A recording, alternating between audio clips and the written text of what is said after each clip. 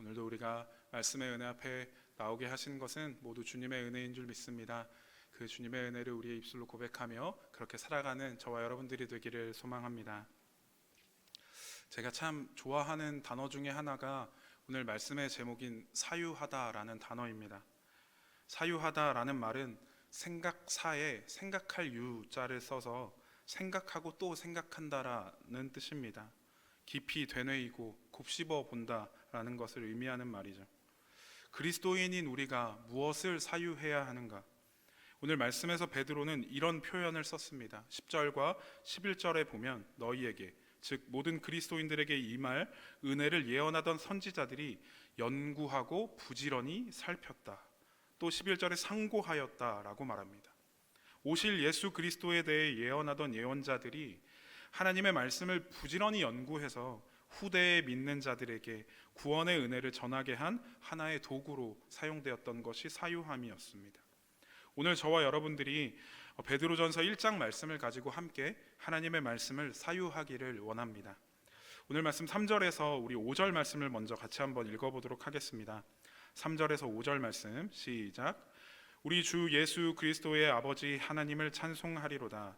그의 많으신 긍휼대로 예수 그리스도를 죽은 자 가운데서 부활하게 하심으로 말미암아 우리를 거듭나게 하사 산 소망이 있게 하시며 썩지 않고 더럽지 않고 쇠하지 아니하는 유업을 있게 하시나니 곧 너희를 위하여 하늘에 간직하신 것이라. 너희는 말세에 나타내기로 예비하신 구원을 얻기 위하여 믿음으로 말미암아 하나님의 능력으로 보호하심을 받았느니라. 아멘. 이 말씀은 하나님께서 저와 여러분들에게 선물로 주시는 예수 그리스도를 통한 구원의 은혜를 잘 나타내주는 말씀입니다. 이 자리에 계신 분들은 아마 대부분 이 말씀의 내용을 너무나도 잘 아시는 내용일 겁니다. 요한복음 3장 16절과 같은 맥락이잖아요. 너무나도 잘 아는 말씀인데 이 말씀은 우리가 생각하고 또 곱씹어 볼수록 사유할수록 더 깊은 은혜가 된다는 것입니다. 사랑하는 성도 여러분, 우리가 이 믿음의 여정을 걸어가다 보면 문득 이런 생각이 들 때가 있습니다. 내가 지금 붙들고 있는 이 믿음의 뿌리는 도대체 어디서부터 시작한 것인가? 내가 이 길을 계속 걸어가도 되는가 하는 의문이 들 때가 있죠. 삶의 무게가 무거워지면 무거워질수록 우리가 붙들고 있는 구원이라는 이 놀라운 은혜는 너무나도 익숙해져서 또는 너무 멀리 있는 것 같아서 손에 잡히지 않기 때문에 흔들릴 때가 있습니다. 오늘 말씀에서 베드로는 고난과 핍박 가운데 흔들리던 성도들에게 이 베드로전서를 시작하면서 가장 먼저 구원의 기초를 다시 새기도록 편지를 보냈습니다. 어떤 구원이냐? 하나님께서 인간을 너무나도 사랑하셔서 독생자 예수 그리스도를 아낌없이 내어주셨다는 것은 오늘 말씀 3절에 나와 있듯이 하나님의 긍휼하심입니다. 내가 예수를 믿어야겠다 해서 구원을 가지게 된 것이 아니라는 것이죠. 우리의 선택 이전에 하나님께서 하신 결심이 먼저 있었다는 것입니다. 긍휼하심이라는 것은 조건 없이 죄인을 자녀 삼아 주신 마음입니다. 하나님께서 허락하시는 구원을 누리기 위해 나에게 어떤 필요한 조건이 없다는 것이죠. 내가 뭘 잘해서 봉사를 열심히 또는 많이 해서 심지어는 믿음이 좋아서도 아닙니다. 믿음이 없는 사람마저도 아무 준비가 되어 있지 않아도 하나님은 우리를 향해 마음을 정하셨죠. 우리가 구원에 대해 사유할 때 가장 먼저 보게 되는 광경들은 내가 아니라 하나님께서 먼저 움직이셨다는 사실을 보게 되는 것입니다. 그래서 우리는 믿음이 흔들릴 때마다, 인생 가운데서 하나님에 대한 의심이 들 때마다 이 긍휼이라는 은혜 앞에 돌아와야 합니다. 하나님께서 먼저 사랑하신 그 자리에 다시 서서 하나님을 바라봐야 우리의 흔들린 마음이 진정되고 무뎌지고 흐려진 감사의 고백이 살아날 줄 믿습니다. 또 말씀에서 거듭나게 하셨다라고 했는데요, 거듭난다라는 말은 다시 만들어졌다, 새롭게 되었다라는 뜻이죠. 하나님은 우리에게 그 죄악된 모습 그대로 어떤 역할극을 하게 하신 것이 아닙니다. 완전히 새로운 존재로 다시 태어나게 하신 것이죠. 일반적인 상식으로는 말도 안 되는 이 거듭남이 가능했던 이유는 단 하나입니다. 바로 예수 그리스도의 부활 때문입니다. 부활은 그냥 예수님이 보이신 하나의 기적의 모습이 아니라 우리가 그리스도인이 되어서 새로운 존재로 다시 살아갈 길의 시작점을 예수님께서 보여주신 것이죠. 사랑하는 성도 여러분, 저와 여러분들에게 이 부활의 능력이 살아있기를 축복합니다. 오늘 내가 비록 하나님 앞에 실망스러운 모습을 보이고 삶의 무게에 눌려서 쓰러졌다고 할지라도 우리는 부활하신 예수님을 따라 우리도 다시 살아나 구원받은 자의 삶을 연습하고 체화하는 은혜가 있기를 축복합니다. 또한 산 소망이라고 했습니다. 세상에는 죽은 소망이 많고 그것을 따라가다 보면 함께 소멸되는 경우가 너무나도 많습니다. 시간이 지나면 힘을 잃는 소망, 상황에 따라 점점 무너지고 쓰러지는 소망들이죠. 하지만 우리가 붙드는 소망은 죽으시고 부활하셔서 지금도 살아계신 예수 그리스도이십니다. 이 소망은 우리로 현실을 견디게 하고 내일을 또 바라보게 하는 것이죠. 우리 안에서 기도가 일어나게 하고 우리 입술의 찬양을 회복시키고 말씀을 더욱 붙들어 믿음을 견고하게 만들어줍니다. 그래서 구원의 은혜는 사유할수록 생각하고 또 깊이 생각하여 시간이 지날수록 절절한 감사의 제목이 됩니다. 매일매일을 우리가 살아가게 하니까요. 또 말세에 얻을 구원을 얻기 위하여 하나님의 능력으로 보호하신다. 우리의 미래도 책임져 주시는 은혜인 줄 믿습니다. 오늘 이 밤에 저와 여러분들이 말씀으로부터 얻을 수 있는 것은 하나님께서 주신 선물인 구원을 사유하는 것입니다. 은혜의 시작점으로 다시 돌아가는 것이죠. 의미 없이 보내는 반복되는 그러한 예배가 아니라 저와 여러분들에게 허락하신 이 모든 예배를 통해 매번 새롭게 되는 부활로 나아갈 수 있기를 축복합니다. 이어서 오늘 말씀 6절과 7절을 제가 표준 세번역 성경으로 읽어드리도록 하겠습니다. 그러므로 지금 잠시 동안 여러분이 여러 가지 시련을 겪으면서 어쩔 수 없이 슬픔에 빠져 있더라도 이것을 기뻐하십시오.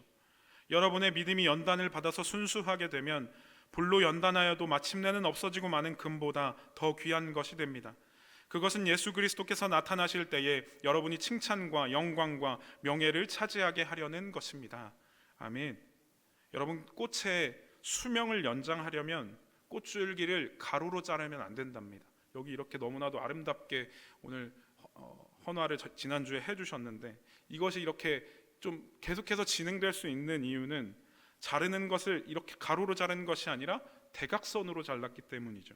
그러면 물을 흡수하는 면적이 훨씬 넓어져서 싱그럽게 오랫동안 피어 있을 수 있다는 것입니다. 또한 병에 약한 꽃나무는 줄기를 대각선으로 잘라 그 자리를 불로 살짝 태운다고 합니다. 그러면 물을 흡수하는 힘이 강해지고 나무의 부패도 막아주기 때문이라고 합니다. 병든 꽃에 가위를 대지 않으면, 이런 처리를 하지 않으면 그 꽃은 금방 시들어버리고 주변의 꽃들에게도 병을 옮기게 됩니다. 그래서 노련한 정원사는 언제 가위질을 해야 하는지 그 때를 잘 아는 사람이라고 할 수 있습니다. 여러분들도 잘 아시다시피 신앙이라는 것이 언제나 평안하지가 않습니다. 잔잔한 호수처럼 있으면 참 좋겠지만 그렇지가 않고 우리가 더욱 우리의 신앙을 고백할 때마다 현실의 불확실함과 삶의 여러 가지 숱한 고생들이 함께 따라오곤 합니다. 베드로가 편지를 쓸 당시 성도들이 그랬습니다. 네로 황제가 로마를 다스리던 시절이었죠. 예수님을 믿기로 했는데 이제 예수님만이 나의 주님이심을 고백하려고 하는데 엄청난 고난들이 따라왔습니다. 믿음이 흔들리고 앞이 캄캄해졌습니다. 믿음을 붙들었던 손에 자꾸만 힘이 빠지게 되는 것이죠. 바로 이런 상황에서 베드로는 이것이 연단함이라고 이야기합니다. 가끔은 그런 생각을 하지 않습니까? 내가 믿음이 부족해서 이런 고난이 왔구나. 하나님께서 나를 포기하셨나 보다. 베드로는 이 오해를 단호하게 아주 끊어내버리는 것이죠. 고난은 구원이라는 어떤 튼튼하게 올려진 탑을 무너뜨리는 도구가 아니라 이 구원을 더욱 튼튼하게 만드는 도구라고 얘기해주고 있습니다. 한 번도 바람과 파도 앞에 흔들려 보지 않은 탑이 어떻게 스스로 강하다고 말할 수 있겠습니까? 그것은 자기 자신의 어떤 능력이 아니라 평탄한 환경이 허락한 능력입니다. 하지만 태풍과 비바람과 파도 앞에 무너져도 보고 다시 보수하기도 하고 결국은 모든 바람을 이겨내게 된 탑은 자타공인, 누가 봐도 강하다 말할 수 있는 것이죠. 그것을 베드로는 연단의 과정 중에 있다고 이야기하는 것입니다. 정금을 얻어내기 위해 불로 연단하여 불순물을 걸러내는 것이죠. 여러분, 요즘 금값이 장난 아니라고들 얘기하지 않습니까? 그런데 불순물이 섞인 금은 순도 99%의 순금과 가치가 엄청나게 차이가 납니다. 원석 그대로의 금이 귀한 것이 아니라 불을 지나면서 걸러지고 또 걸러진 금이 귀한 것이죠. 우리의 믿음 또한 그렇지 않습니까? 우리의 믿음에 붙어있는 교만과 의심과 욕심과 이 모든 불순물을 걸러내는 과정이 있어야 합니다. 이런 것들이 다 태워지고 나야 주님만 의지하는 믿음 하나가 정금과 같이 남게 되는 것이죠. 그 남은 믿음이 있기에 이 고난은 의미 없이 끝나는 것이 아닙니다. 결국 하나의 목적을 향해 나아가게 합니다. 오늘 말씀 7절 말씀을 다시 한번 읽어보도록 하겠습니다. 7절 말씀 시작. 너희 믿음의 확실함은 불로 연단하여도 없어질 금보다 더 귀하여 예수 그리스도께서 나타나실 때에 칭찬과 영광과 존귀를 얻게 할 것이니라. 아멘. 예수 그리스도께서 나타나실 때에 칭찬과 영광과 존귀를 얻게 할 것이니라. 우리가 예수님 앞에 서는 날 예수님의 기쁨이 되게 하는 그 과정이 될 줄 믿습니다. 하나님께 올려드리는 영광의 열매가 될 것입니다. 세상에서 평가하는 저와 여러분들이 당하는 그리스도인으로서의 고난, 슬픔, 희생은 제대로 된 평가를 받지 못할 수도 있습니다. 하지만 다시 오실 예수님 앞에서는 여러분이 고난을 사유하였던 모든 시간이 영광의 무게로 변할 줄 믿습니다. 고난을 사유할 때에 우리가 그 고난을 징벌로 보는 시선에서 벗어나서 하나님의 구원을 더 깊이 이해하는 시간, 정금과 같이 순전해지는 시간으로 보는 저와 여러분들이 되기를 축복합니다. 이어서 오늘 말씀 10절부터 12절 말씀을 같이 한번 읽어보도록 하겠습니다. 10절부터 12절 시작. 이 구원에 대하여는 너희에게 임할 은혜를 예언하던 선지자들이 연구하고 부지런히 살펴서 자기 속에 계신 그리스도의 영이 그 받으실 고난과 후에 받으실 영광을 미리 증언하여 누구를 또는 어떠한 때를 지시하시는지 상고하니라. 이 섬긴 바가 자기를 위한 것이 아니요 너희를 위한 것임이 계시로 알게 되었으니 이것은 하늘로부터 보내신 성령을 힘입어 복음을 전하는 자들로 이제 너희에게 알린 것이요 천사들도 살펴보기를 원하는 것이니라. 아멘.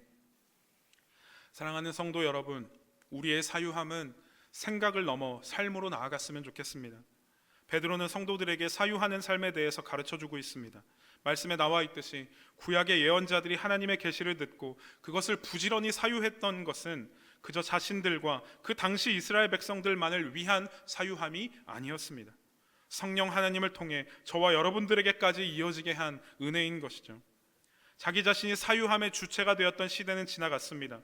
예언자 그들의 속에 계신 그리스도의 영이 사유하게 하셨습니다. 천사들도 하지 못하는 일을 저와 여러분들이 할 수 있게 해주셨습니다.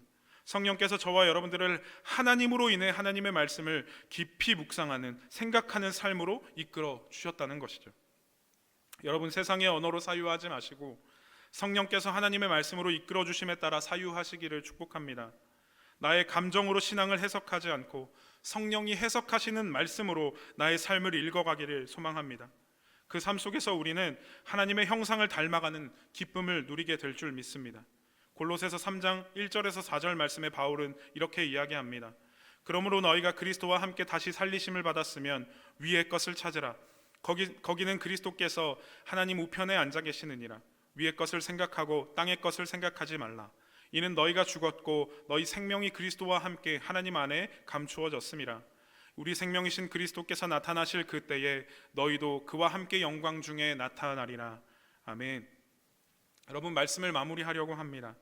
사랑하는 성도 여러분, 베드로는 오늘 말씀을 통해 고난을 겪으면서도 하나님을 붙잡고 있는 그 성도들에게 믿음은 구원을 사유하며 성장하고 고난을 사유하며 견고해지고 성령님께서 비추시는 그 빛을 따라 사유할 때에 온전함을 향해 나아간다고 이야기하고 있는 것입니다. 하나님께서 저와 여러분들에게 허락하신 이 여정 속에서 참된 성도들은 하나님께서 시작하신 은혜의 이야기를 그 사유함의 자리에서 다시 받아 써내려가는 사람들입니다. 하나님의 말씀 속에 우리를 향하신 하나님의 은혜가, 그 복음이 어떻게 이어지게 되었는지 깊이 생각하고 성령께서 조명하시는 그 빛을 기준으로 해석하시기를 축복합니다. 그렇게 살아갈 때에 그리스도인으로서 삶의 시작도, 동시에 따라오는 고난의 해석도, 언약의 은혜로 인한 미래의 소망까지도 모두 하나님께서 주권적으로 이끄시는 은혜의 그 흐름 안에, 섭리 안에 있다는 사실을 깨닫게 될 줄 믿습니다. 오늘 이 밤에 하나님께서 저와 여러분들을 말씀 앞으로 부르시면서 절벽으로 다름질하는 그 걸음을 멈추라, 그리고 더욱 깊이 사유하라, 그리고 나서 다시 나아가라 말씀하십니다. 하나님의 말씀을 기준으로 살아 저와 여러분들이 예수님 다시 임하실 그때에 칭찬과 영광과 존귀를 얻을 수 있기를 소망합니다. 믿음의 경주가 너무나 고되고 힘이 들 때에 여러분 예수를 사유하십시오.